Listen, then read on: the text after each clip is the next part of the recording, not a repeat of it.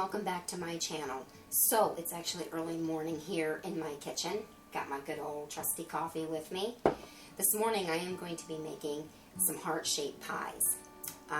This early morning stuff reminds me of my childhood. I actually grew up as a baker's daughter. I'm from a large family, a Mennonite family. Anyway, and so with that whole idea in mind about making some heart-shaped stuff, let's get started. Alright, so all you're going to need for this to get started is just simply some pie dough. So I mixed this up last night. I will put the recipe in the link below. You don't have to make your own pie dough. This is something that you can buy. It's as simple as pie.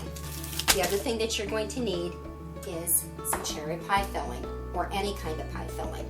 Another thing that I use, I always like to make my cherry pie filling or my other pie fillings that I'm using taste a whole lot better than just simply bought. So I always add some flavorings. Almond flavoring goes absolutely wonderful with cherry, and I always like to add vanilla. The next thing that you're going to need is a rolling pin. And you're going to need some cookie cutters. So I'm using the heart shape because I want these to be Valentines. Alright, so let's get started on rolling these out. Here's where I like to use plastic sometimes to just lay across my dough so that it doesn't stick to my rolling pin. If you use a lot of flour, it'll actually start to dry out your dough more, so you don't want to do that.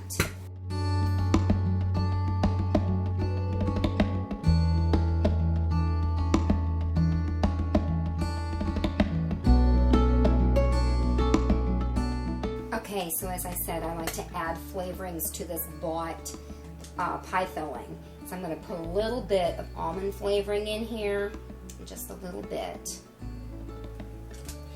and mix that up. And I always like to add a dash of cinnamon, a little bit more than a dash, but I love cinnamon, and it just tastes so good put into these pie fillings. So with my vanilla and almond flavoring and cinnamon put into it, I am going to start filling these. It's basically just putting the cherry pie filling right onto your cookie shape. This is where you can actually cut up your cherries if you want to, if you don't like them to be big like that. But who doesn't like to have a big old cherry to bite into, right? When you're eating a piece of cherry pie.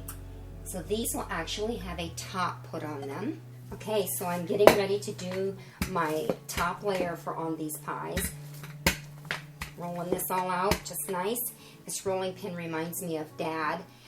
He had a big whopping one, and he used it for his cinnamon rolls all the time. And you know what? That thing smelled like cinnamon. I remember even picking it up and just sniffing it sometimes. I know that sounds crazy, but he had made so many cinnamon rolls with his. So I'm cutting these out like this, and I'm going to use the smaller heart for my little window. Just like that.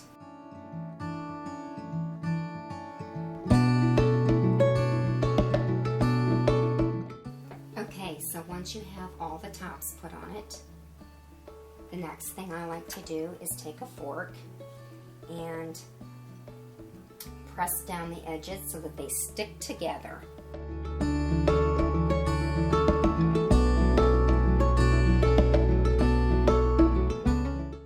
We're going to put them in the oven at 350.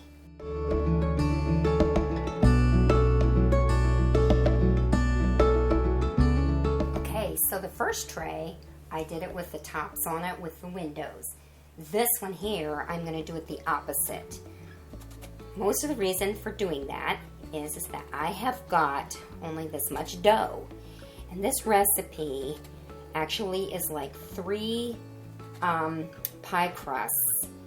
So if you're buying it, you might want to get 3 or 4 pie crusts. And I'm going to take and put these on this way. So these are going to look more like a cookie, but they're really neat when they're trayed up.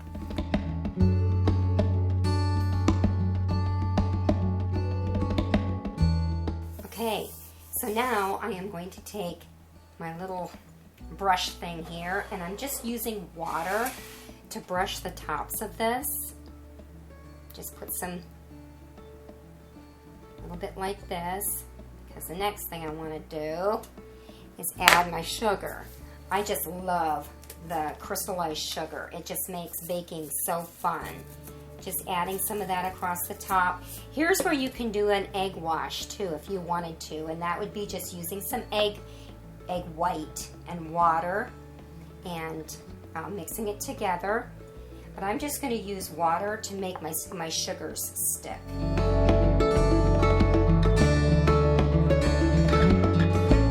Okay, they were in for 20 minutes and they are just really nice and firm.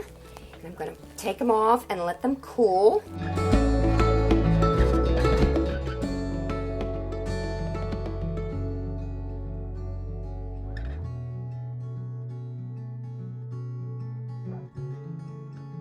Okay, so what I'm doing here is glazing the tops of my little pies, and this glaze has got depth of flavor. That's what I like to call it whenever I'm cooking.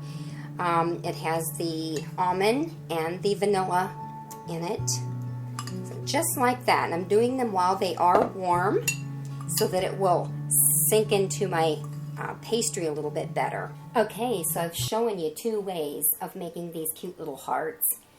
To finish these off now, I am going to actually just put powdered sugar across the tops of them. With this one, I would suggest using this type of a cookie pie along with ice cream. Wouldn't that just top the dish off and make it beautiful?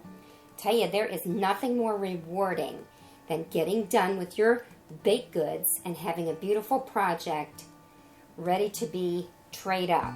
One of your best ways to store these little pies is definitely with a lid on. And these can be put into the freezer, but just remember when you take them out of the freezer to always take the lid right off of them and let them thaw so that the condensation doesn't get on them. It will just soften your cookie or your pie. Actually, any baked goods should be done that way. These cookie sheets are a fantastic thing to have in your kitchen. I have about 6 of them, and they are super nice, especially with the lids. You can freeze with them, refrigerate with them, and go places with them. I will have them in the link below.